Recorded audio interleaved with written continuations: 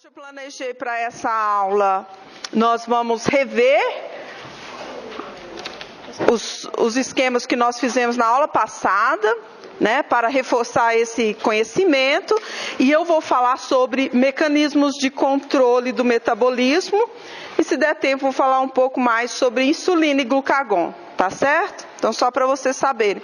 Então, na aula passada, então esse exercício, né, é um exercício na verdade, não é bem só uma aula. Vocês devem estar envolvidos com esse exercício, tentando então trazer, né, de volta esse conhecimento que parte desse conhecimento talvez tenha sido dado no começo do curso, né? Então vamos fazer? Então, de novo, nós vamos trabalhar com esse mapinha. Nós temos o mapa metabólico, é o nosso querido mapa metabólico, né? E vamos fazer o seguinte, na aula passada eu fiz 4 esquemas, vocês lembram? Então vamos rever esses esquemas e o mais importante é que vocês saibam explicar, né? Explicar esses esquemas. Tudo bem aí, gente? Então vamos lá. Qual foi o primeiro esquema do diagrama em blocos? Lembram disso, gente? Então vamos fazer? Como é que é esse esquema? Eu preciso da ajuda de vocês, da contribuição de vocês. Então eu tinha passado um diagrama em blocos para resumir, né, alguns princípios do metabolismo, né, principalmente o metabolismo energético. Esse é o mapa, mas eu desenhei um diagrama em blocos. Não? Alguém lembra? Diagrama em blocos, 3 blocos. Quem lembra disso?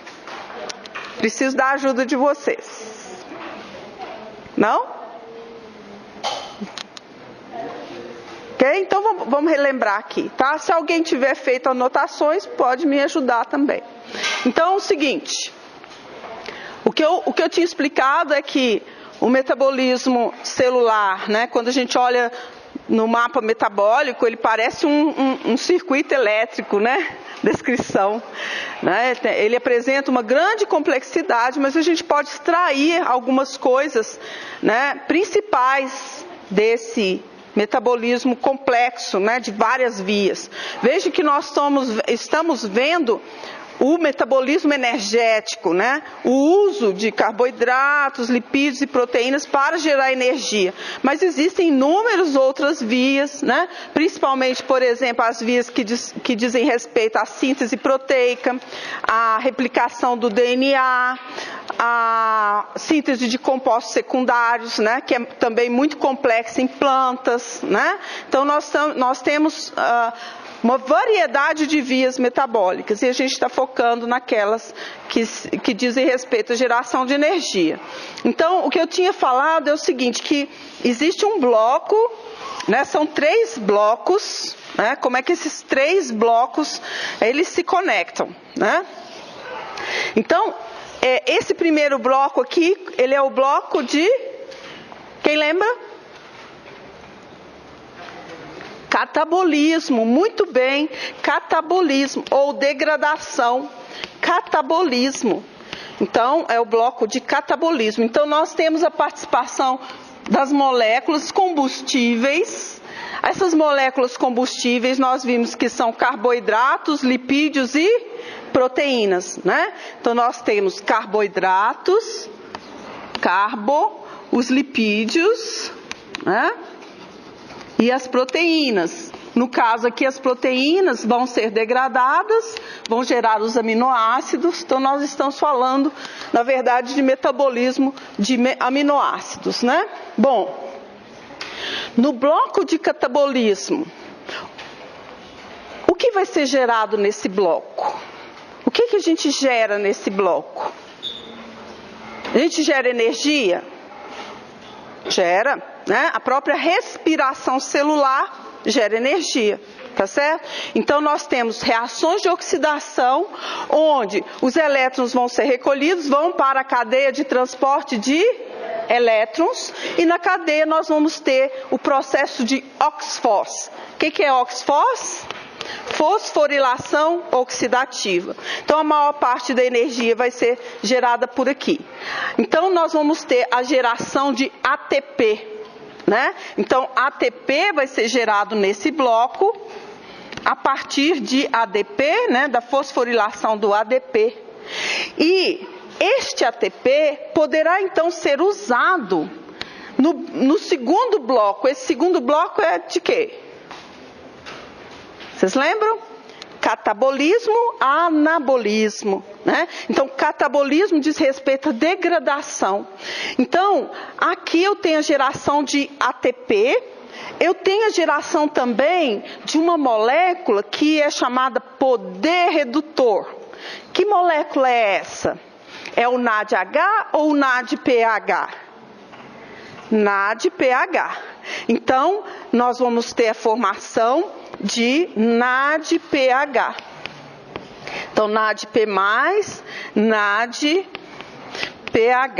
Então, vejam aqui que o ATP e o NADPH gerado aqui pode ser usado no segundo bloco de reações, que é o bloco de reações anabólicas, de síntese, né?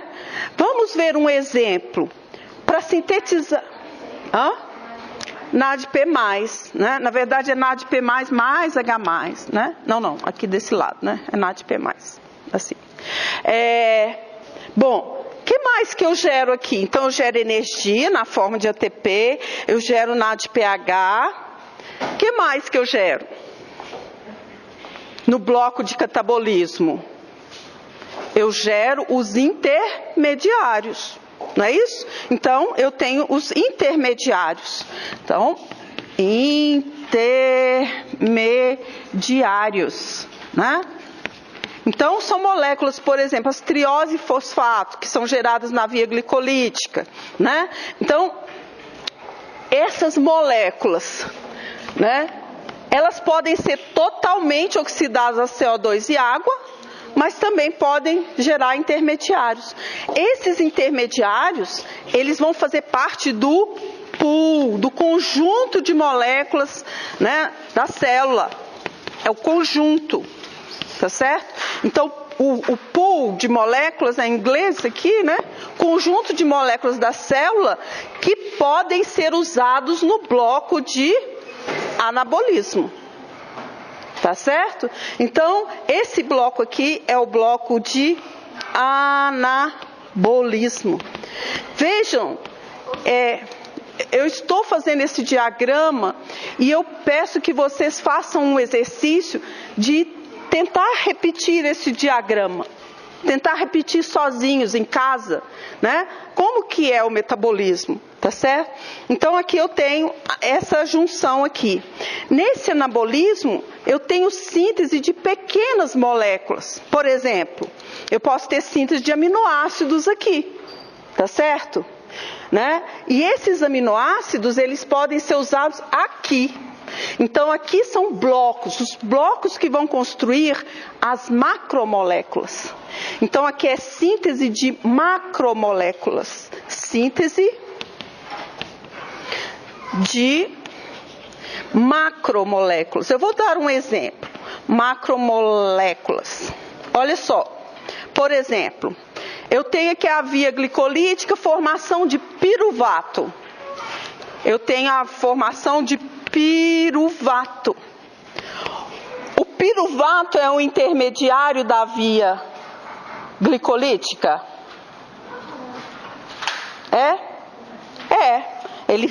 Quando eu estou quebrando ali, na verdade, seria o produto final, né? Porque aqui ele pode ser levado a lactato, mas ele é formado pela oxidação da glicose. O piruvato, então, é formado aqui.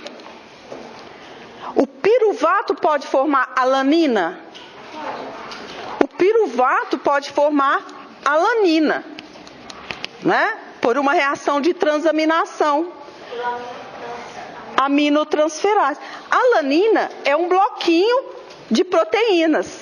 Entenderam isso? Então, olha só, eu tenho um intermediário. Piruvato formou o quê?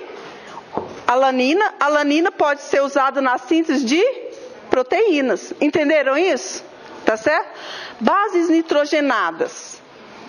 Por exemplo, eu tenho bases nitrogenadas, eu tenho a formação de, eu preciso, por exemplo, de aspartato. tá certo? Olha só, oxaloacetato forma aspartato? Forma, é uma reação, eu só estou botando parte da reação. Oxaloacetato forma aspartato. Aspartato é usado para formar os nucleotídeos, as bases nitrogenadas. Então, bases nitrogenadas são formadas, sintetizadas, e são usadas para sintetizar DNA e RNA. Entenderam isso? Então, aqui os pequenos blocos e aqui as macromoléculas. Tá certo? Como que estão conectados aqui? Pelos nucleotídeos trifosfatos, né? Então, você tem a formação aqui, né, de nucleotídeos trifosfatos e você tem a interação aqui. Então, veja que com o bloco catabólico, eu posso gerar intermediários que são usados no bloco anabólico. O bloco anabólico diz respeito a pequenas moléculas que são usadas na síntese de macromoléculas. Entenderam? Né? O que nós não vimos? Nós não vimos, por exemplo, a síntese de proteínas, a síntese de DNA, a síntese de RNA, que é mais visto em outras disciplinas. Tá certo? Então, você vê que as reações, embora elas são muitas e elas tenham conexões, existem princípios que a gente está vendo aqui. Né? Veja que aqui eu estou colocando o ATP sendo usado no bloco anabólico. Né? Mas, claro, o ATP pode ser usado para gerar movimento, para transporte, para várias outras coisas. Eu só estou falando em termos de catabolismo e anabolismo. Tá? Então, quando vocês estiverem estudando, esses princípios é que vão, né, aparecer. Né? Para que eu formei o ATP? Ele pode ser usado aqui? Para que eu formei o NADPH? Pode ser formado em outro lugar? Que intermediário que eu gerei aqui? Posso usar para sintetizar pequenas moléculas? Né? Tá certo? Entenderam isso, meninos? Tudo bem? Então, esse diagrama em blocos é alguma coisa que vocês devem pensar sobre isso, né? Então, pensar como que ocorrem as conexões, tá certo? Tudo bem? Então, agora, vamos fazer assim, 1 minuto, né? Quem quiser, é voluntário. Fechem os olhos e imagine o diagrama em blocos.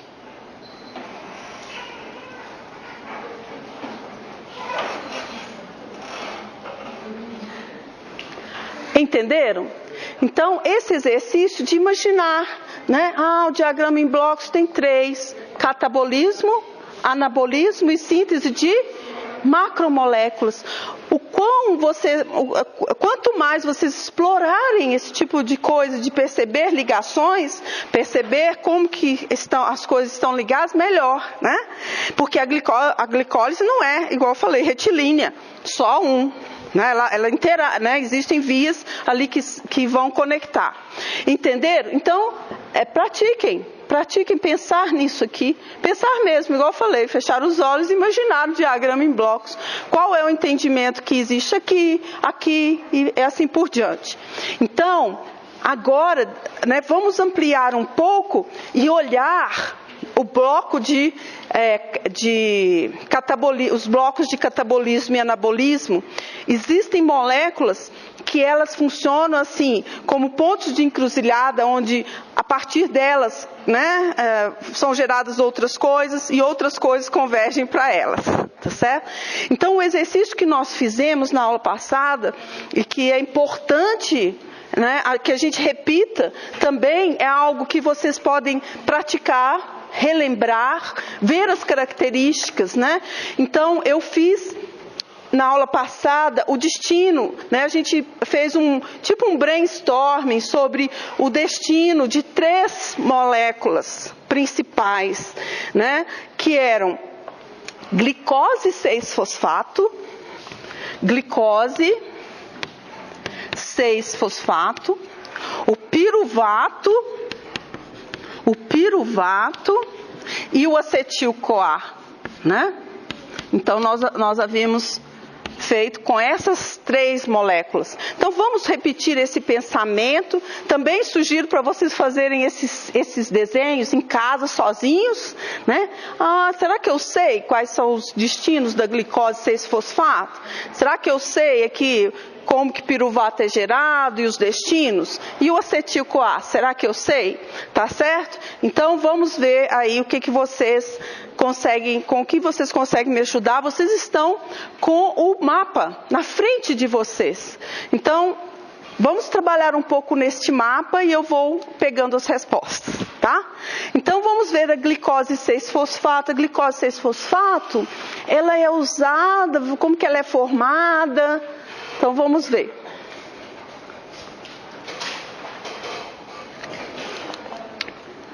É aqui. Quem não tiver esse mapa, tiver em dúvida, não lembrar, vamos tentar resgatar do aprendizado de bioquímica. Nós estamos chegando ao fim do curso, então a gente tenta pegar o que vocês aprenderam. Como que a glicose 6-fosfato é formada? Tá, eu posso formar a glicose 6-fosfato pela quebra do glicogênio. Uma forma de armazenar energia, combustível no fígado, né, no músculo. Tá certo, muito bem. Eu posso... E glicose 6-fosfato gera glicogênio? Eu posso gerar também? Sim, né? Esse processo aqui de quebra, glicogênio gerando glicose 6-fosfato, ele é chamado de glicogenólise. A quebra do glicogênio, né? Então, glicogenólise. E aqui, a volta, a síntese de glicogênio, chamada de glicogenogênese. Glicogenogênese. Glicogenogênese. Né? Tá bom. O que mais? Que a glicose 6-fosfato, de onde ela pode vir também? Ela pode vir do glicogênio, ok? Então observem, quem tiver dúvida pode olhar o mapa, né? Que setinhas estão apontando para a glicose 6-fosfato ou saindo da glicose. Pode, que ainda tem alguns aqui, quem não tiver pode pegar. É esse mapinha que eu estou falando, né?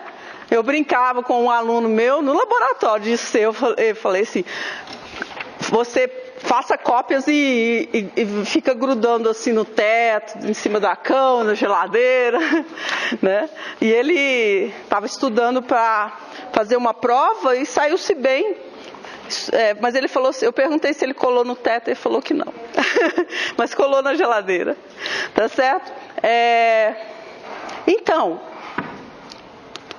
peço ajuda aos universitários. Glicose 6. Muito bem, via das pentoses, que eu chamei de PPP. Pentose Phosphate Pathways, via das pentoses fosfato, né? Então, nessa via das pentoses fosfato, que mais, assim, qual que é o objetivo dessa via? Ela gera o quê? Vocês lembram? Ela gera o que nessa via aqui, ó?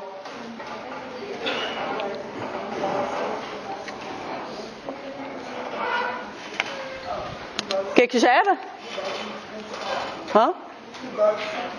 Ribose 5-fosfato. Ok. O que mais? O que mais que essa via das pentoses?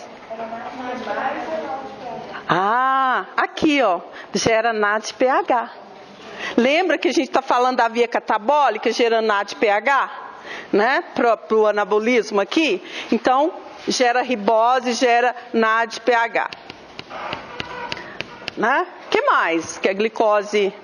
Quais os caminhos que a glicose 6-fosfato pode seguir?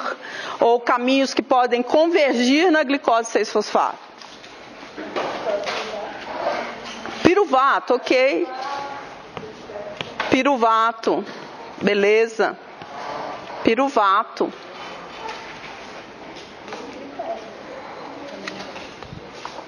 Glicose. né? Aqui, ó, vamos ver. Glicose sendo transformada em glicose 6-fosfato. Essa é uma reação da glicólise, catalisada pela enzima hexoquinase, né? Então aqui é glicólise.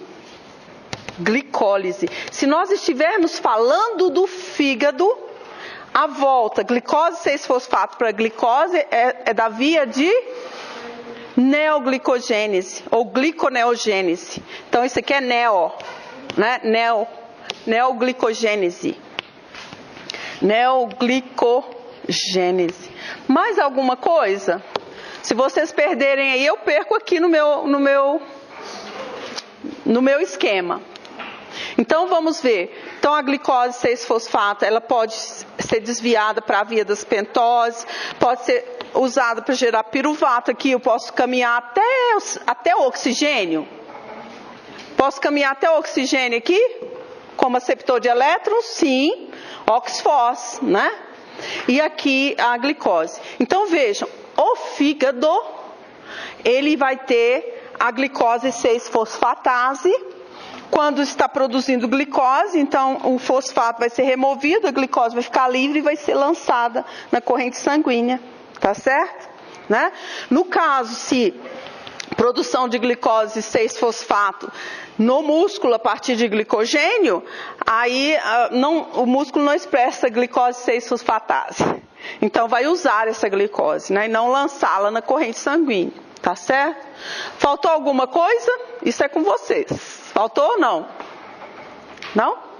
Então vamos ver o piruvato agora. Então esse é um ponto, né? Quando vocês estiverem então revendo a matéria, discutindo, né, as diversas vias, a gente está falando de integração metabólica. Olha como que você tem a integração metabólica aqui. Né? Então uma molécula, ela está conectando com uma molécula de armazenamento, uma molécula que pode ser lançada na corrente sanguínea, uma molécula que pode gerar energia, gerar outras coisas, a via das pentoses. Então é isso, tá certo? Quando vocês aprenderam a via glicolítica, não foi uma coisinha assim, as 10 reações? E agora a gente pode ver uma figura mais ampliada dessa integração, dessa conexão. Tá? É assim o metabolismo, né? Tá certo? O metabolismo, ele não é composto por compartimentos estanques, como se fossem vagões, né? Onde você entra numa porta, entra alguma coisa, sai alguma coisa, né? A partir do momento que as coisas começam a acontecer por meio da catálise enzimática, então serão formadas moléculas para fazerem parte do conjunto, do pool de moléculas que a célula pode usar, tá certo? Vamos ver o piruvato? E o piruvato? Ajuda aí de vocês. Então estou pedindo aí para vocês gastarem um pouco mais de energia, tá certo? E darem aí sua contribuição. Só olhar. Então o piruvato, ele pode ser formado a partir de quê? Da glicose, né? Então você tem a glicose gerando piruvato e aqui, né, gente? Então conecta aqui, né? Veja que são partes que se conectam também. Então não é que essa parte está separada dessa, porque se eu tenho glicose aqui, glicogênio gera glicose aqui, né? Glicose 6-fosfato, desculpa, glicose 6-fosfato. Alanina, olha uma conexão aqui de carboidratos com aminoácidos, estão vendo? Né? Então existe uma conexão. O piruvato gera alanina e a alanina gera piruvato? Sim, né? Então eu posso também fazer assim. Eu posso gerar alanina a partir de piruvato ou piruvato a partir de alanina pela reação de transaminação, né? É uma reação que requer o cofator piridoxal fosfato. Alanina aminotransferase, ou também chamada transaminase, tá certo? O que mais? Para onde que o piruvato vai? Né? Ok, é o caminho mais conhecido, não é isso? O piruvato, o que tem que acontecer com ele para ele virar acetil-CoA? É o complexo piruvato desidrogenase, né? Chamado também de PDH. O que tem que acontecer com o piruvato para ele virar acetil-CoA? De modo geral. Ele tem que ser oxidado? Hã? Ok, muito bem. Descarboxilado. Descarboxilado é isso aqui, perdeu o CO2. Tá certo? E ele vai ser também oxidado, né? O carbono. Então você tem a produção de NADH. Então você tem acetil-CoA, né? Forma acetil-CoA. Então isso aqui é na presença de oxigênio. Porque o acetil-CoA não vai gerar os carreadores de elétrons. E eles vão entregar os elétrons para a cadeia. Quem é o aceptor final da cadeia? O oxigênio. Então, para o piruvato seguir essa via aqui, tem que haver o quê? Oxigênio. Se não tiver oxigênio, para onde ele vai? Ele vai gerar o quê? Lactato. Exatamente. Então, ele vai gerar lactato. É, exatamente. Lactato é a forma ionizada. Tá? Então, lactato. E se for uma levedura? Produz etanol, né? Então o piruvato vai ser usado para... Mas a gente está falando dos seres humanos, de mamíferos, tá? Se for uma levedura, posso usar o piruvato para gerar etanol. Fermentação alcoólica e fermentação lática, né? Então a gente faz o quê? Fermentação lática. Então, olha só, isso é um aspecto importante. Nós não podemos esquecer de algo crucial. Como que a gente gera a maior parte do ATP na célula? Por meio de OXFOS. Fosforilação oxidativa. Mas para a OXFOS acontecer, quem é o aceptor final lá na cadeia? O oxigênio. Então, a gente não pode esquecer do papel do oxigênio, isso é respiração celular, tá certo? Então eu vou ter que consumo de oxigênio. Se não houver oxigênio, tem uma maneira de gerar energia, né? Eu posso vir aqui fazer glicose piruvato o quê? Lactato, né? Regenera o NAD+, né? Tanto que esse NAD+, ele é usado aqui pela via glicolítica. Então fica um ciclo assim, não é? Vocês aprenderam isso, não foi? Com Napoleão, né? Que a reação da lactato desidrogenase, ela regenera NAD+, que é usado na via glicolítica. Continua mantendo a via glicolítica. Tá certo? Tem mais alguma coisa que eu perdi aí, gente? Ou não? Ah, tem. Eu pensei, vamos ver. Eu pensei mais alguma coisa. Bom, vamos pensar em relação ao piruvato. Então, olha só. 1, 2, 3, 4, 5, 6. 6 caminhos para glicose 6-fosfato. Convergindo para ela ou usando glicose 6-fosfato na via. Piruvato ainda falta, né? Então, ó, glicose gera piruvato, piruvato gera alanina, né? O que mais está faltando? O que mais que gera piruvato? Para onde o piruvato vai?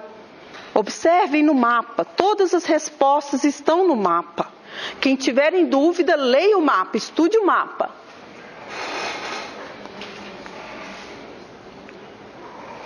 Pode falar o PET, Fosfoenol? Então, eu tenho o piruvato.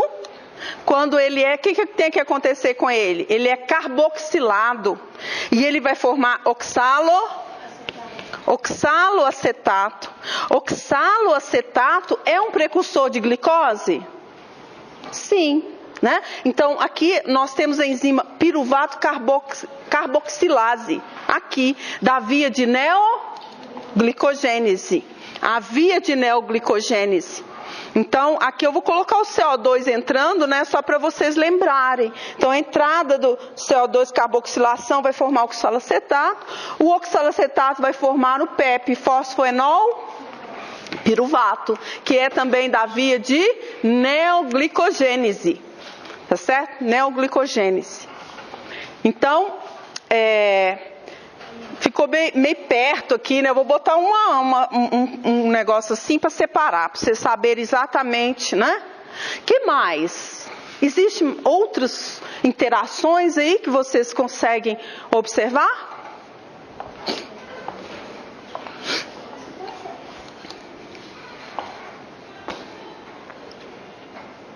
Mais alguma coisa?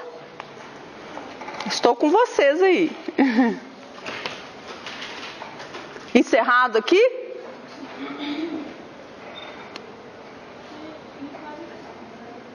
Tá. Bom, eu acho que falta um, né? Mas vou deixar vocês pensarem. Hã? Exato. Aminoácidos. Esqueleto carbônico, né? Então, né? Então, você tem esqueletos carbônicos.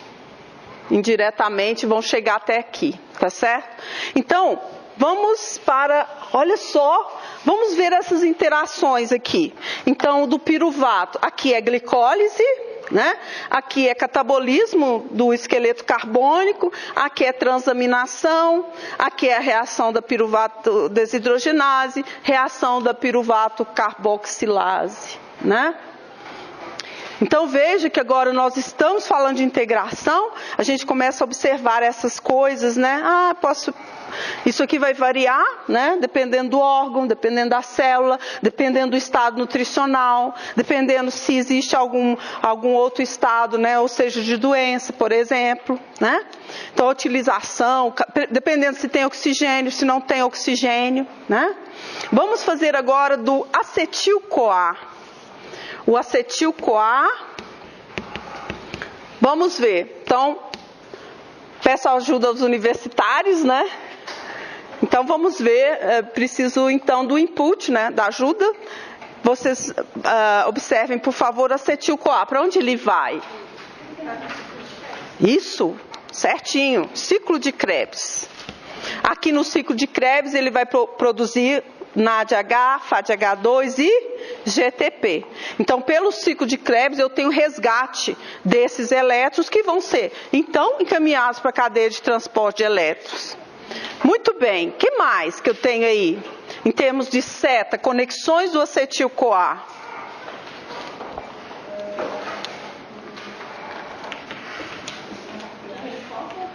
Forma ácido graxo, né? Então, muito bem, acetil-CoA pode ser usado para síntese de ácido graxo, AG. Hã? Ok, então, o mesmo, né? Inverso aqui. Vamos ver este ponto aqui. O acetil-CoA é usado para sintetizar ácidos graxos. Isso se chama síntese de ácidos graxos, né? Então, síntese de ácidos graxos. Ácidos graxos. E aí eu tenho o processo inverso, a quebra do acetil-CoA, do ácido graxo em acetil-CoA, chamado de beta-oxidação. Beta-oxidação. Vamos falar um pouquinho sobre esses dois processos. Eles são exatamente o inverso um do outro, ocorre no mesmo local da célula, como que é? A síntese ocorre aonde? Onde é que ocorre? Dentro da célula, vamos botar a célula aqui. Dentro da célula, vou botar uma célula assim meio abaulada. O núcleo está aqui. Onde é que ocorre? E a mitocôndria, claro. Vou fazer ela maior que o núcleo, tá certo, gente? Só para vocês enxergarem. Síntese de ácidos graxos ocorre aonde? Dentro da célula. Em que compartimento? Citoplasma, muito bem. A síntese ocorre aqui. Síntese de ácidos graxos ocorre no citoplasma, né? E a oxidação de ácidos graxos? Na matriz. Então, ocorre em compartimentos diferentes, né? Na matriz mitocondrial. Tá certo? Além disso, a beta-oxidação também ocorre nos peroxissomos, né? Até caiu uma questão na prova de vocês, não foi? Sobre isso. Então, nos peroxissomos, os ácidos graxos serão encurtados, né? Eles têm cadeia muito longa, são encurtados e depois direcionados para a mitocôndria. Muito bem, aqui tem, então, olha, embora a gente esteja fazendo essas setinhas, a compreensão é de um processo que acontece, de processos que ocorrem em locais diferentes na célula, né, que ocorrem por meio de enzimas diferentes, controle diferente, né? Bom, vamos relembrar, o acetil-CoA, ele é produzido na matriz mitocondrial. Como que ele vai para o citoplasma? Para ser usado na síntese de ácidos graxos. Como que ele é transportado, né? De que forma? Vocês lembram? Então, ele está na matriz. Sempre que a gente fala de acetil-CoA, a gente relaciona com a matriz mitocondrial. Porque a enzima piruvato desidrogenase mitocondrial. Como que o acetil-CoA, ele sai? De que forma? Ele sai na forma de citrato, né? Então, quando ele vai ser usado na síntese, ele precisa sair na forma de citrato, né? E o ácido graxo, que está no citoplasma, tem que ir para a matriz para sofrer a beta-oxidação. Como é que ele é transportado? De que forma? Acilcarnitina, muito bem. Então aqui ele precisa ser transportado na forma de acilcarnitina, beleza? Então aqui nós temos um tema, né?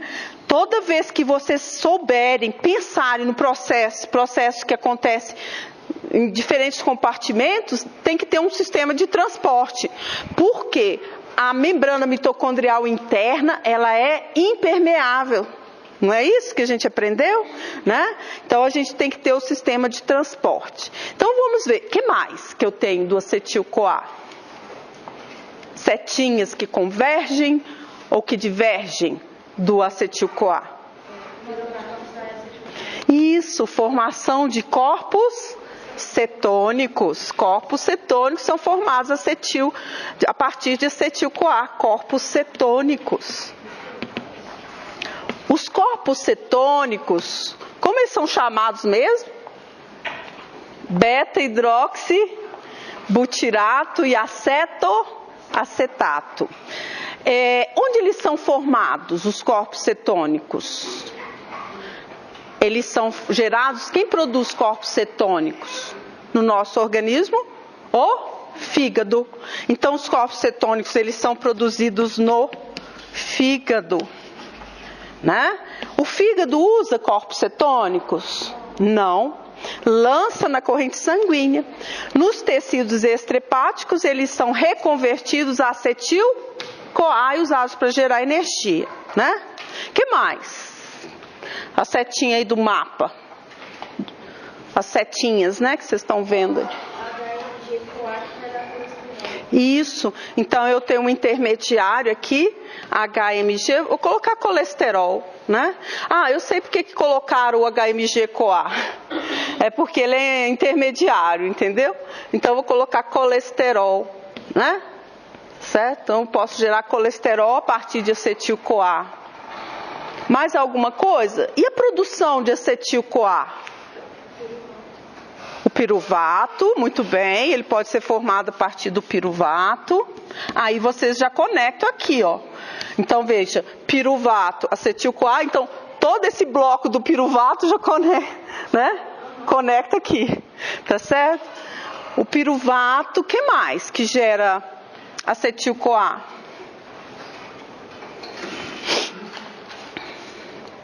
Ó.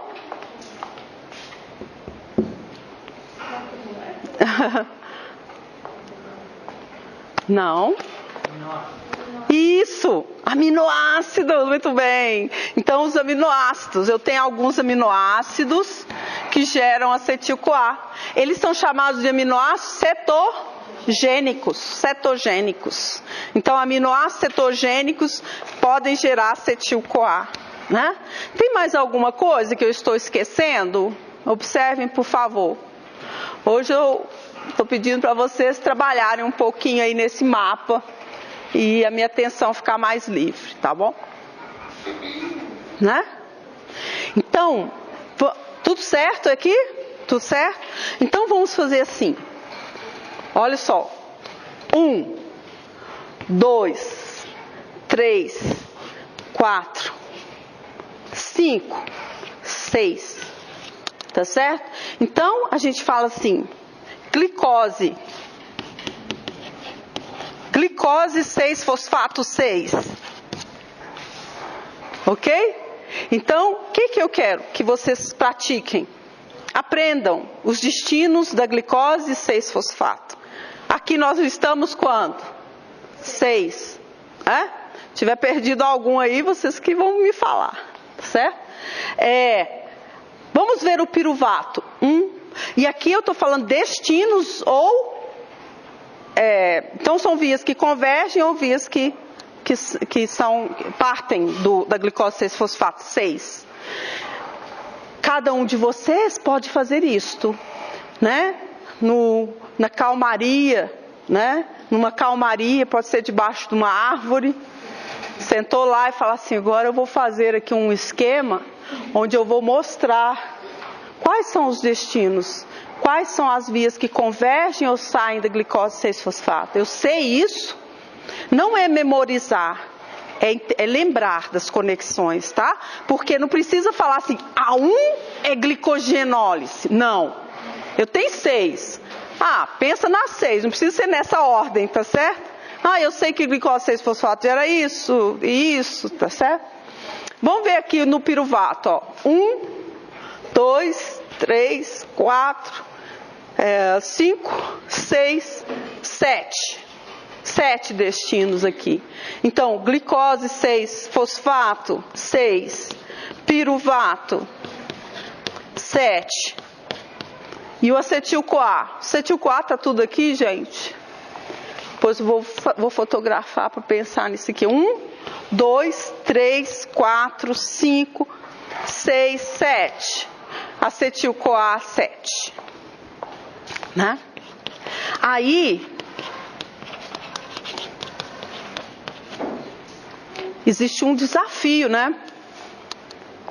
Então, olha só, a gente pode praticar assim. Nossa, então 7 destinos ou saídas do acetil-CoA, usos do acetil-CoA, né? 7 para o piruvato. Quais eu sei? Quais eu não sei?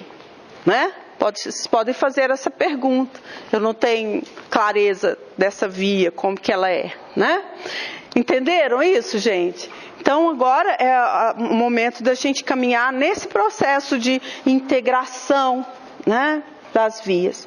Então, a gente pode ver essas características. Glicose 6, piruvato 7, acetil-CoA 7. Tá? Agora eu vou parar 5 minutos para a gente descansar um pouco e vamos para a segunda parte da aula, onde eu vou falar sobre controle do metabolismo, controle metabólico, trazendo o tema sobre enzimas, né? As enzimas, porque esses destinos, para onde vai o quê, quando, é determinado pela presença das enzimas, né? Se elas estão ativas ou inativas. Tá certo? Então vamos só parar um pouquinho, 5 minutinhos, eu passo a chamada enquanto isso, e aí a gente vai para a segunda parte da aula. Então, a minha orientação para vocês é isso mesmo, esses tipos de conexão, fazer, desenhar, praticar, ver o que vocês sabem, o que não sabem, e rever, né, o material do curso baseado nisso aqui, tá? Então, à vontade, por favor, e eu também vou tomar uma água e ficar à vontade.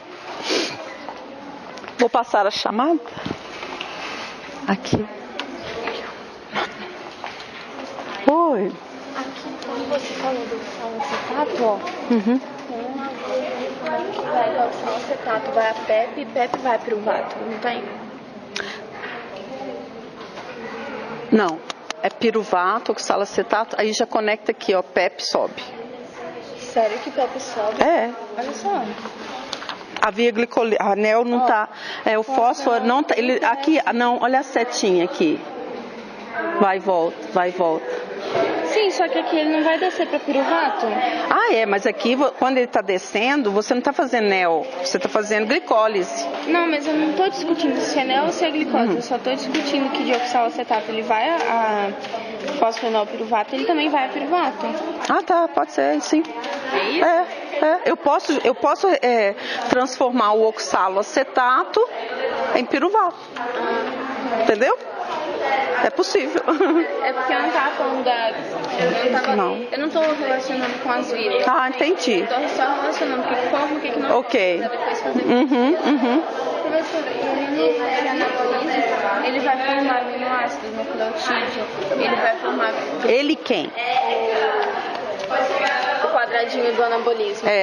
Aminoácidos, nucleotídeos, ácidos graxos, glicerol. Glicerol, ele não forma glicose, não?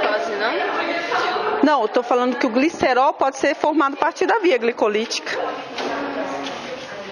E aí ele é usado para montar triacilglicerídeo. Porque como que anabolismo são a formação das micromoléculas? Dos blocos. Das micromoléculas? Quando ele vai para a síntese de macromoléculas, vão ser essas mini-moléculas que vão estar formando proteínas, lipídio... lipídios complexos, carboidratos complexos, que são estruturas maiores. Tá? Então, isso facilita a compreensão. Por exemplo, eu tenho aqui dihidroxacetona formada, é um intermediário, eu posso gerar glicerol, eu posso formar aqui o ácido fosfatídico, que vai formar um fosfolipídio que vai compor membrana. Sim. Não só macromoléculas, mas estruturas, né? Quando eu caminho em macromoléculas.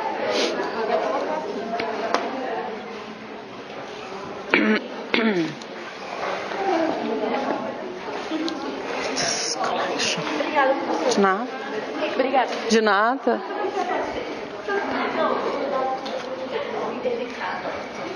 Aqui, ó, Bárbara, é porque o fosfenol piruvato está aqui, ó. Aí você entendeu? Então essa via que você está mostrando, oxalo pode juntar aqui e aí vir para cá, tá certo? É glicólise,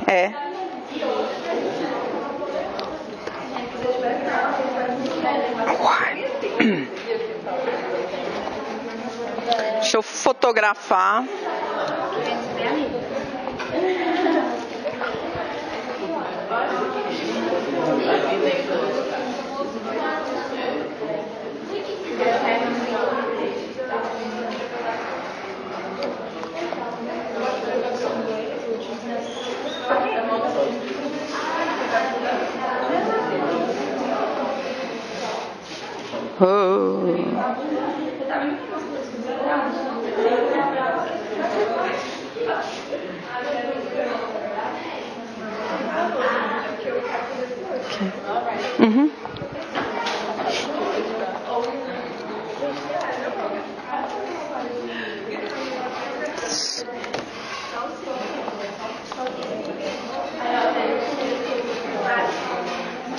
Pessoal, amanhã eu vou fazer a correção do caso 4. Então, vocês vão poder conferir as respostas. E aí, também vou continuar. Nós estamos, só para vocês saberem, eu estou concentrada em integração metabólica e no capítulo 23, que é sobre integração. Então, até a prova, nós vamos estar falando sobre o capítulo 23 e aspectos gerais do metabolismo, só para vocês saberem. O caso 5 é na quinta, tá? Bom, vamos voltar então, reiniciar, né?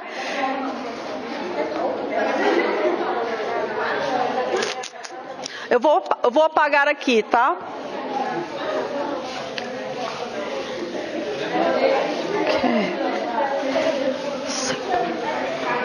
You are what I want to recognize.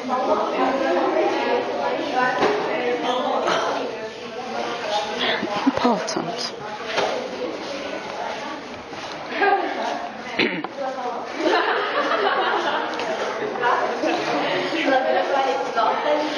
Pessoal, só voltando aqui um tema, né? E vocês fizeram o exercício número 4, que é sobre jejum. Então, na medida que a gente passa do estado bem alimentado para o estado de jejum, né? Nosso corpo vai, então, tentar manter os níveis de glicose sanguínea, tá certo? Esse é um aspecto. Um outro aspecto é, na medida em que essa situação de jejum se estende, se prolonga, né?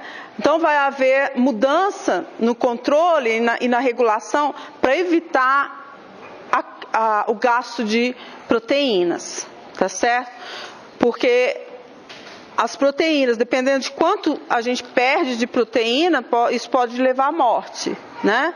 Então as proteínas, elas podem ser estruturais, mas também são as enzimas, né? Se você começa a comprometer função proteica, isso significa que toda a função celular está comprometida, tá? Então, agora vamos fazer uma lista, né? Eu vou listar com vocês quais são os mecanismos de controle metabólico, né? Então, quando a gente fala de mecanismo de controle metabólico, nós estamos falando do controle da atividade enzimática, tá bom? Então, mecanismos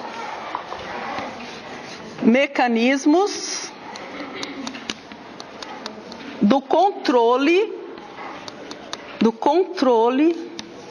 da atividade enzimática. Né? Então, é um olhar, né? Vamos dar um olhar mais aprofundado para as enzimas, né? Enzimas. Todas as enzimas são proteínas? Não, né? Nós temos proteínas e RNA catalítico, tá certo? Né?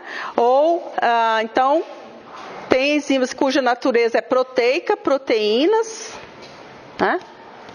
Ou o RNA, tá certo? Então, a gente tem RNA com propriedade de catálise. Talvez eu não formulei a pergunta certa.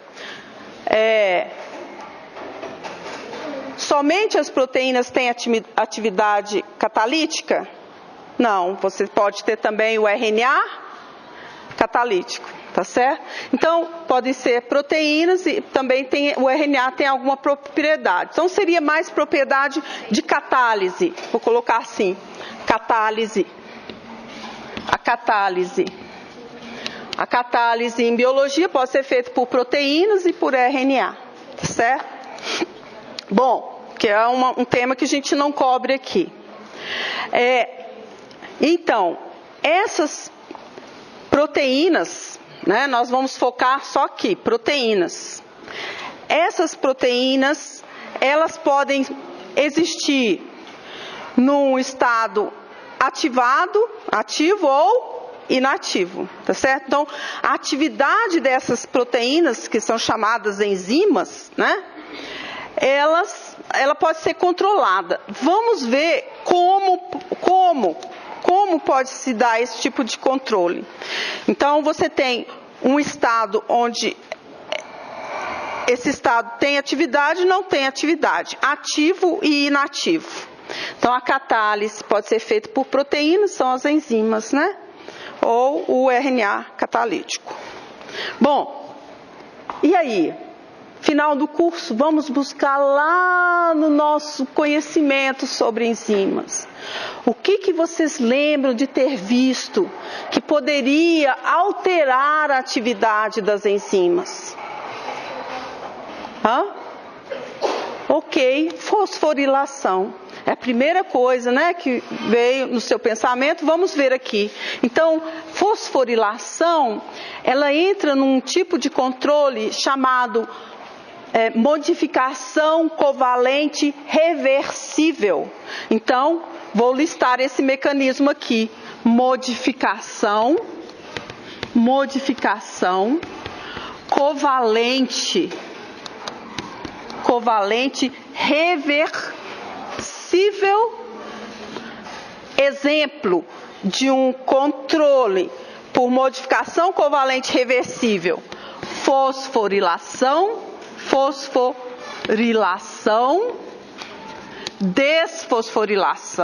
desfosforilação. Né? E como que é isso? Toda proteína fosforilada, se a enzima fica ativa ou inativa, como que é? Isso depende da proteína. Então, tem enzimas que no estado fosforilado estão ativas e outras que estão inativas. Então, o estado de fosforilação, fosforilado ou desfosforilado, não quer dizer que está ligado, né? Eu tenho que garantir que está fosforilado, está ativo, não. Depende da enzima, né? Muito bem. Quem fosforila a enzima? A enzima é uma proteína. Quem fosforila? Porque ela fica fosforilada, desfosforilada. Quem fosforila? Então vamos ver esse tema. Isso. Outra proteína? Outra enzima? Isso mesmo. Então eu tenho uma proteína X. Ela existe na forma desfosforilada e fosforilada, né? Então essa aqui é a enzima X qualquer. Então ela existe em dois estados: desfosforilada e fosforilada. Quem fosforila? Uma outra proteína, uma outra enzima chamada quinase Y. Vamos chamar Y, outra, né? Só para não confundir Y. Né? Então quem catalisa isso aqui é uma outra chamada de quinase, né? Quinase. Tá certo? Ou quinases, né? Ela gasta ATP para fazer isso, tá? Então aqui eu tenho gasto de ATP, né? Energia. Olha o papel do ATP também regulando, né? Então eu tenho um gasto de ATP.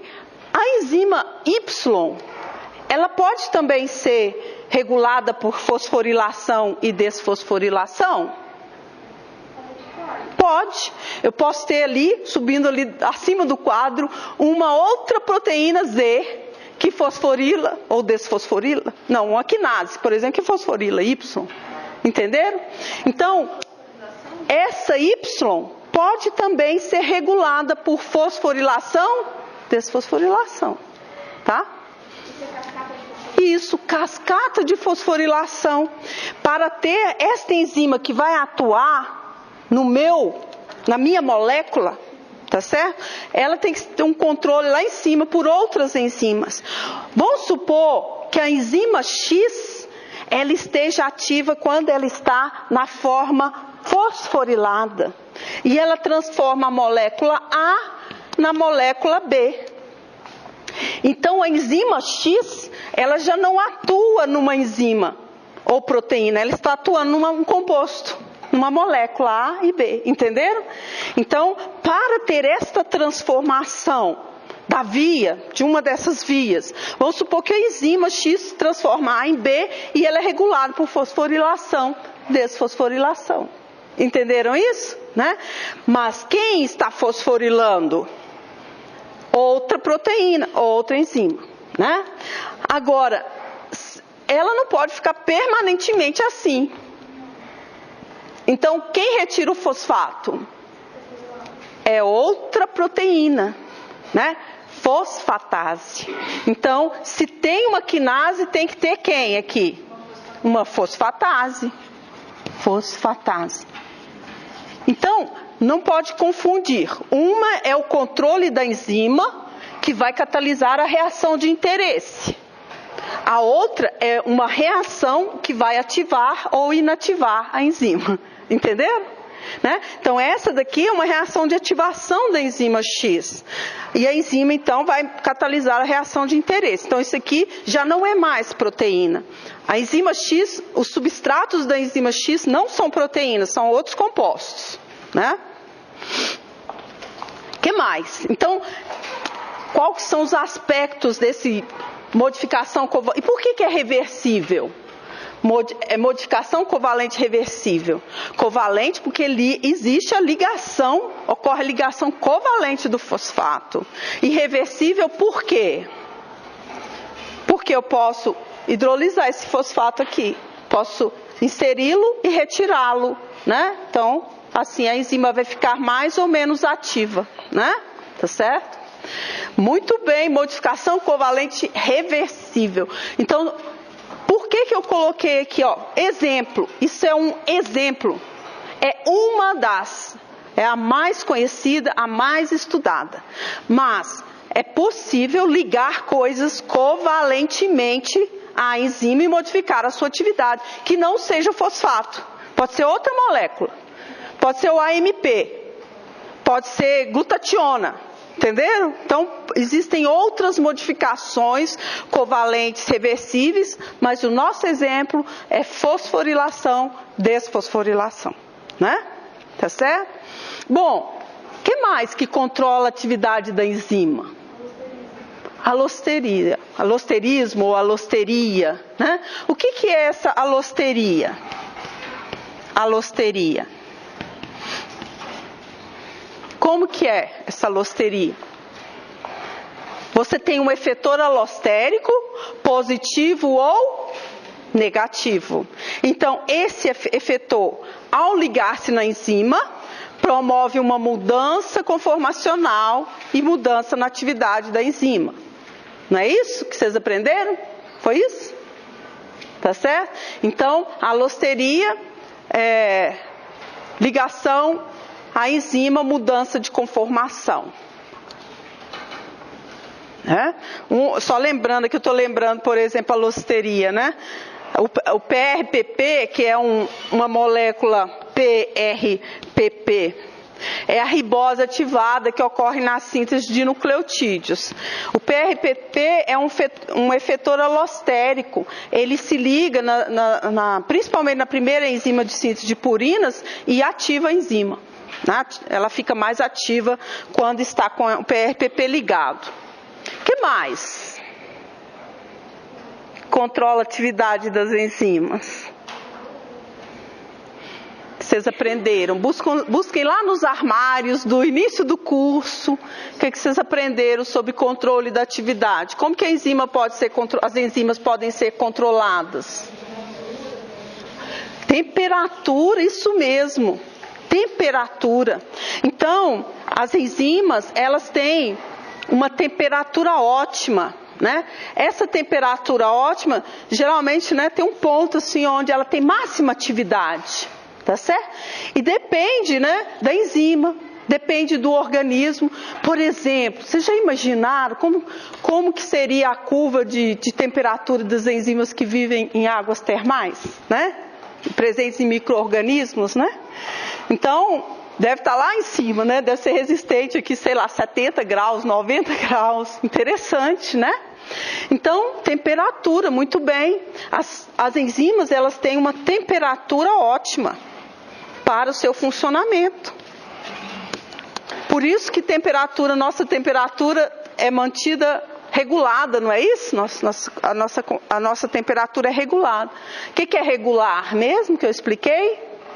Manter constante algo que pode ser variado, né? Nossa temperatura é regular. Mas tem umas coisas interessantes para pensar, por exemplo. E as enzimas dos organismos que vivem no gelo? Né? E aquelas que vivem nos vulcões, perto dos vulcões, temperatura alta, né? Então elas têm, olha só, devem ser outro tipo de curva aqui, mas sempre com esse formato de sino, onde existe uma temperatura ótima.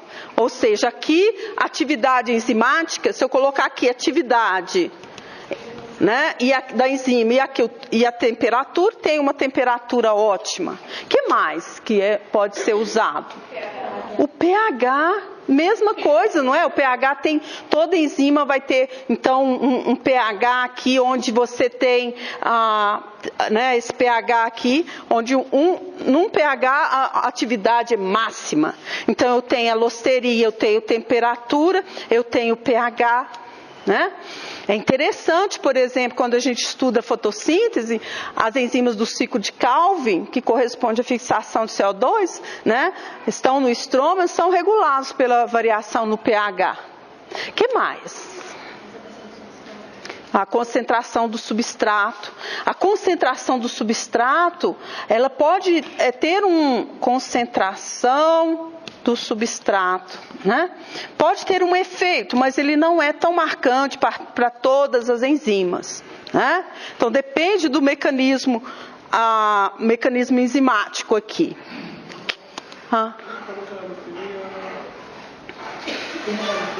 Alosteria. O efetor alostérico se liga na enzima, ele provoca uma mudança conformacional que altera a atividade, tá?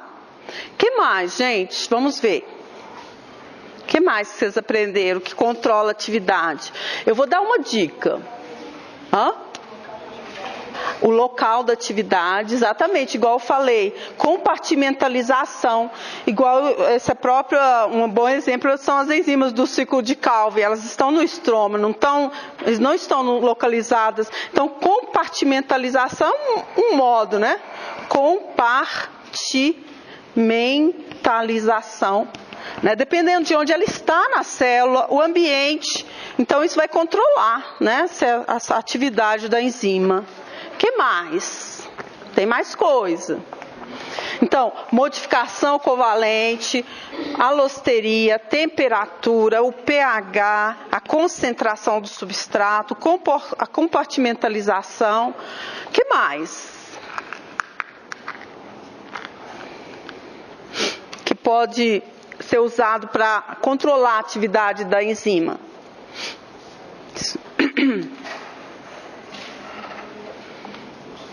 Vamos pensando. Dicas? Vou dar uma dica. Ativação de desimogênio. Ativação de desimogênio. Esse é um exemplo. Como que é esse controle?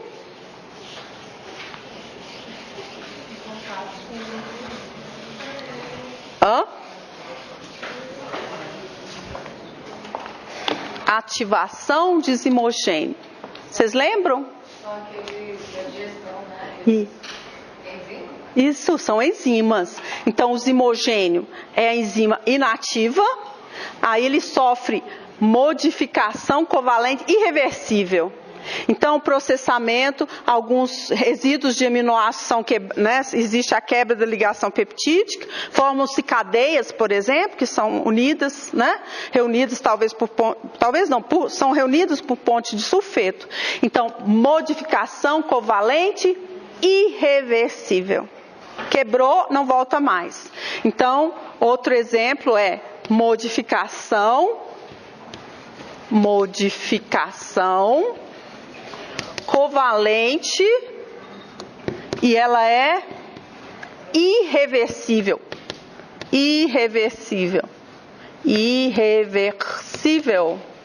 né? Tá certo? Então aquela enzima futuramente ali no trato gastrointestinal também vai sofrer a digestão, né? Vai ser digerida.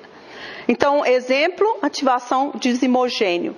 Então, só para relembrar, o desimogênio, ele é uma forma inativa da peptidase, né? E ele, então, vai sofrer quebras em sua estrutura.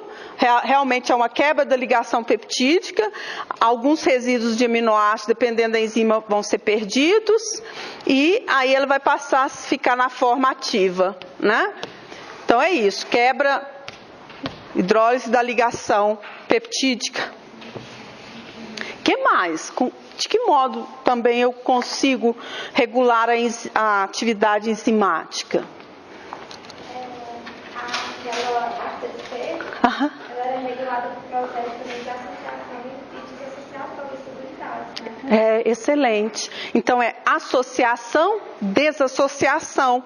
Eu tenho, por exemplo, a PKA, proteína quinase A. Ela tem dois domínios, regulatório e catalítico, né? Então, quando a AMP cíclico liga, separa, né? Tá certo? Ou separa a subunidade regulatória da subunidade catalítica.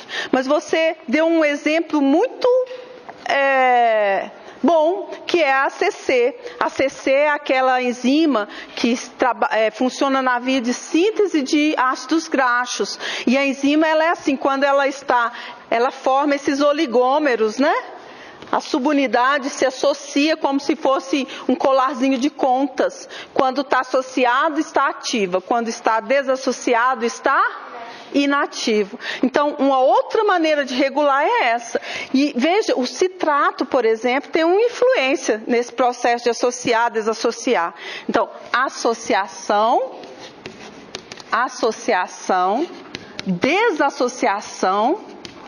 desassociação, de subunidades. Subunidades, né? Entendeu?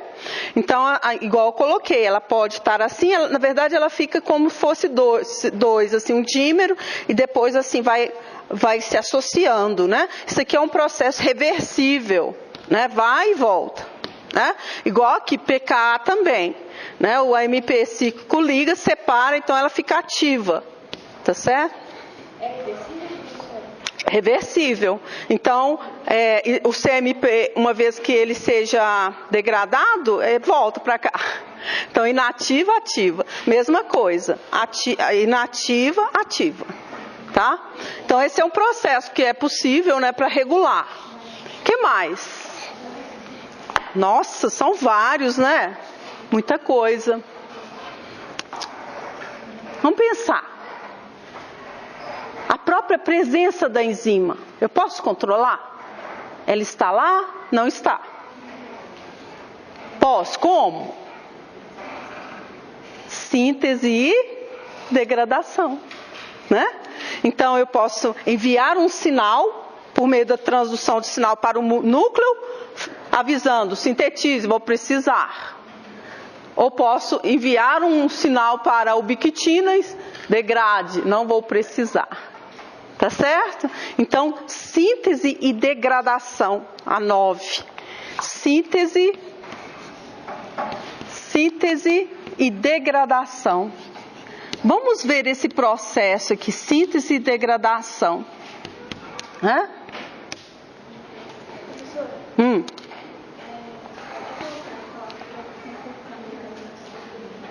Compartimentalização é onde a enzima vai se encontrar na célula. Então, a gente está falando, se falarmos de compartimento, a gente está falando, por exemplo, que é mais prevalente em eucariota, onde você tem membranas e locais distintos. Então, você tem o citoplasma, pode ter o núcleo, pode ter a mitocôndria, pode estar no retículo endoplasmático, pode estar nos lisossomos, entendeu? Dependendo de onde ela está aqui dentro.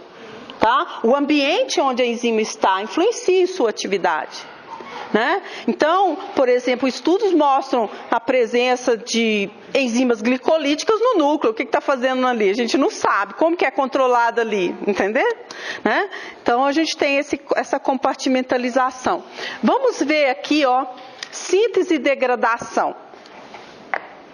Síntese e degradação. Para uma enzima ser sintetizada, você tem isso aqui, ó. Você tem o gene DNA. O DNA, ele é transcrito em RNA mensageiro. Depois o RNA mensageiro é traduzido em proteína. E a proteína, ela pode sofrer ainda modificação pós-traducional. Então isso aqui é transcrição. Isso aqui é tradução. E isso aqui, se a proteína, vamos supor, ela recebeu um grupo, né, qualquer, uma modificação pós-traducional. Isso aqui é pós-traducional. Então, eu vou explicar, por exemplo, tem uma enzima antioxidante que ela requer o grupo M. Então, primeiro ela é sintetizada e depois recebe o grupo M, né? Ou, por exemplo, ela é fosforilada. Isso aqui é modificação pós-traducional, depois da tradução. Já está pronta, né? E no caso da degradação, nós temos a proteína, ela é marcada, né? Isso aqui é o mecanismo principal, né? Pode ter outros, mas ela é marcada com ubiquitina. Então, ela vai para essa maquinaria de degradação, deixa eu fazer forte, que é como se fosse donuts empilhados, né? Chama-se proteassoma. Então, o proteassoma é uma proteína, um complexo proteico, né? Montado, onde aqui né? A proteína, então, é marcada com essa pequena proteína chamada ubiquitina e vai para o proteassoma para ser degradado, né? É interessante porque existe uma frase em inglês que é assim: you are what you eat, né? Você é o que você come. Agora, recentemente foi lançado um artigo, eu não li ainda, vou ler, eu falo para vocês. Que é assim, o título do artigo é assim: You are when you eat. Tá certo? Então, veja, você é o que você come, mas esse artigo está falando assim: você é quando você come. Ou seja, novas descobertas estão falando que depende também do momento da alimentação, entenderam? Né? Então é interessante, porque não só o que você come, mas quando você come. Comer à noite, comer de dia. Então, eu vou ler e falo para vocês o que eles descobriram, por que eles botaram esse título, né? Então, um estudo que mostra que dependendo do horário da alimentação, o metabolismo vai ser diferente, né? É isso, tá certo? Então, isso aqui é síntese e degradação. Nós conseguimos, então, controlar isso. Se eu preciso da enzima ou se eu não preciso da enzima. Degradar, sintetizar, né? Bom, o que mais? Síntese, degradação, associação, desassociação. O que mais que eu posso usar para regular, controlar a atividade enzimática? Alosteria. Ela perguntou a concentração, né? Por exemplo, você tem a formação de produtos e reagentes, podem controlar a enzima. Professora, modificação genética também é alosteria? Modificação genética como assim? É porque eu lembro da mulher falando que ele vai oscilando até chegar no núcleo. Aí no núcleo pode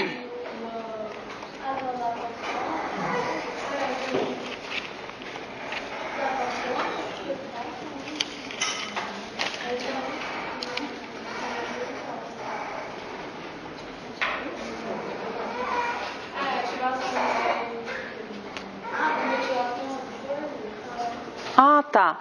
Veja, a síntese dessas proteínas, ela é controlada, tá certo? Então, se uma enzima não é constitutiva, o que quer dizer constitutiva? Ela está sempre lá. Entendeu? Seus níveis não vão variar muito. Agora, enzimas que são muito reguladas por síntese e degradação, o que tem que acontecer para haver a síntese? Eu iniciei aqui no DNA, não foi? DNA usando RNA mensageiro. Só que, a nível do DNA, a estrutura gênica, ela tem uma região que é controlada. Entendeu?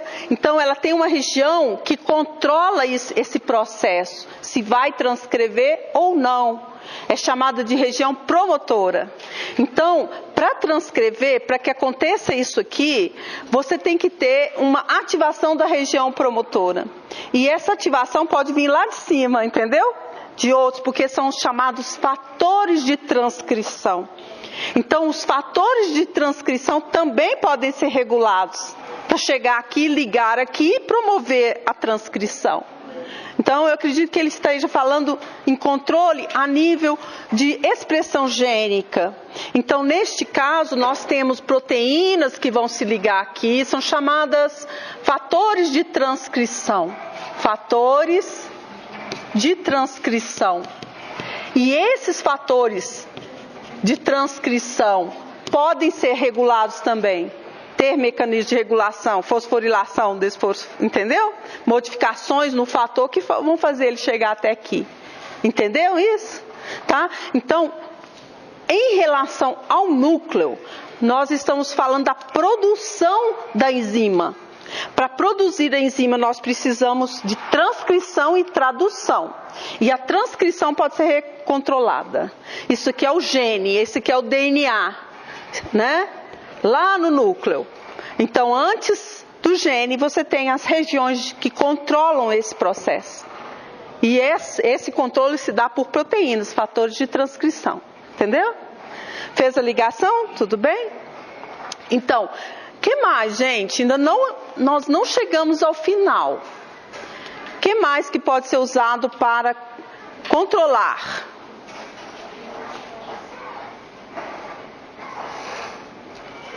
Vamos buscar lá das aulas do Napoleão. Lembram da gente falar sobre inibidores? Né?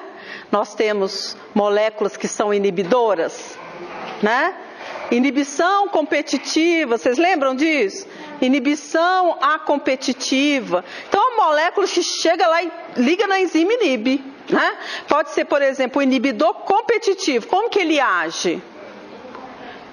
Compete com o substrato, chega, não é? Entra no lugar do substrato, fica lá. Então, eu posso usar inibidores, 10. Inibidores, né? Inibidores. Tá? Muito usado, né? Pela indústria farmacêutica, esse princípio aqui. Eu uso um inibidor da enzima. Ele vai lá, liga na enzima, a enzima não vai funcionar mais. Tá certo? Dependendo do tipo de inibição, pode ser reversível, irreversível, né? O que mais que eu posso usar?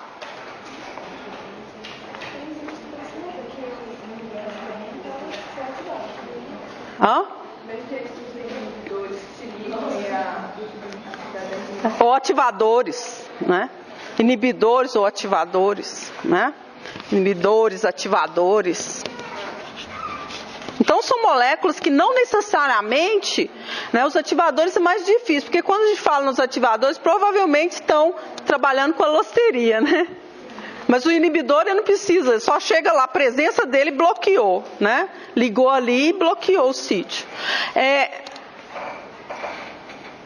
Tem um que até eu esqueço dele, um controle, que ele é tão óbvio que eu esqueço dele.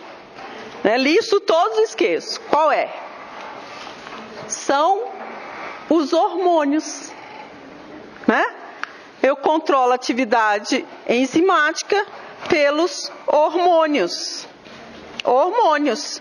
Os hormônios, eles vão se ligar, né, no seu receptor, provocar uma passagem do sinal, que é chamada de transdução de sinal, que vai resultar em alguma coisa, por exemplo, fosforilação e desfosforilação, por exemplo, associação, desassociação de subunidades, né? Então, os hormônios, eles estão passando a mensagem para os tecidos de como está a distribuição de combustível, a presença ou não de combustível. Tá certo? E eles vão sinalizar para a célula como vai ser o ajuste para aquela determinada condição. No nosso caso, dos hormônios do metabolismo energético, são dois principais, que são insulina e glucagon. Nós temos também a adrenalina ou epinefrina, né? O mesmo nome, adrenalina e epinefrina são sinônimos. Então, insulina e glucagon são os hormônios que têm maior efeito sobre o metabolismo energético. Não quer dizer que não existam outros, mas esses dois, né? Então, observem, nós temos aqui 11 mecanismos de controle da atividade enzimática. Então, quando a gente começa a observar nessas vias aqui do mapa, as enzimas que estão funcionando, né, atuando, a gente começa a perguntar assim, como ela é controlada? Ela é controlada? Né? Porque isso vai direcionar. Vocês aprenderam, as enzimas, elas aceleram as reações, elas, né, aumentam a velocidade de reação, não é isso, gente? Então, alterando a velocidade a nível tal que torna isso compatível, né, com a vida, né? Então, essas enzimas estão lá? Estão mais ativas ou menos ativas? Outra coisa também para pensar em relação ao metabolismo é assim, na célula é difícil você ter uma concentração tipo nada ou tudo, né? Existe um ajuste. Zerou, não tem nada. Não é assim. Então existe um ajuste de maior concentração, menor concentração, mais ativado, menos ativado, né? Como? Exatamente, depende da via que está em atividade naquele momento, você vai ter o favorecimento de maior produção daqueles intermediários daquela via. Em outra situação, talvez eles estejam bem mais reduzidos porque a via está funcionando em menor velocidade devido às enzimas, tá certo? Atividade das enzimas. Então, nós vamos, esses são os 11 mecanismos de controle da atividade enzimática. Então é assim que o metabolismo vai, né? É assim que as nossas células vão se ajustar à condição que prevalece em determinado momento. Como eu disse, se tem combustível ou não tem combustível, se tem oxigênio ou não tem oxigênio, tá certo? Pelo controle da atividade das enzimas. Beleza? Entenderam isso? Então, aí vamos ver, vamos pensar. Desses controles, qual vocês acham que ocorre mais rapidamente quando eu estou mudando, por exemplo, do estado de jejum para o estado alimentado? Eu estava em jejum, agora eu me alimentei. Vocês acham que alosteria e síntese e degradação ocorre, qual que vocês acham que é mais rápido? Isso, é a alosteria. Por quê? A alosteria começou a mudar por causa da chegada das moléculas combustíveis, intermediários já são formados, eles já podem exercer efeitos sobre as enzimas. Então, alosteria. E por que síntese e degradação demora um pouco mais? Primeiro você tem que mandar o sinal para o núcleo, depois transcrever, depois traduzir, depois fazer modificação pós-traducional, aí a enzima vai estar lá, tá certo? Né? Ou, se for degradação, primeiro tem que marcar, tem que ir para o proteassoma, tem que haver a passagem do sinal para marcar para a degradação. Então, existem controles finos, né? E que ocorrem rapidamente, e controles mais grosseiros que ocorrem ao longo do tempo, entenderam? Tá certo? Então, você demora um pouco mais, né? A gente percebe que demora um pouco mais. Então, a aula de hoje teve como objetivo aqueles 4 esquemas, são os 4 esquemas que com os quais vocês vão se divertir um pouco, né? Enquanto estudam, e os mecanismos de controle do metabolismo descritos aqui. Beleza? Tudo bem? Então, bons estudos, continuaremos amanhã com a revisão do caso 4.